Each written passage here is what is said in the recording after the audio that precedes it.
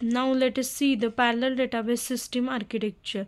Here you can see intercommunication network channel connected parallelly processors with their own memory and disk.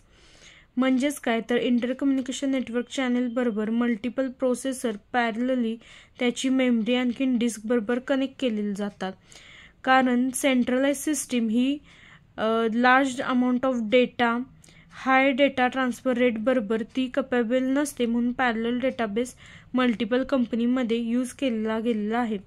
तर त्याच्यामुळे आपला performance हा improve केला जातो, अवेलेबिलिटी इम्प्रूव्ह केली जाते, आणखीन रिलायबिलिटीसुद्धा इम्प्रूव्ह होते. तर म्हणजेच काय तर परफॉर्मन्स आहे तो हाय होतो. एक्झाम्पल, आपण जी काही कोणती लॅबमध्ये बसतो आपण प्रॅक्टिकलला, ती लॅब म्हणजे एक पॅरलल डेटाबेस सिस्टीम आर्किटेक्चर आहे की एका लॅनला मल्टिपल मशीन्स हे कनेक्ट केले जातात, त्यालाच पॅरलल डेटाबेस सिस्टीम आर्किटेक्चर म्हणतात.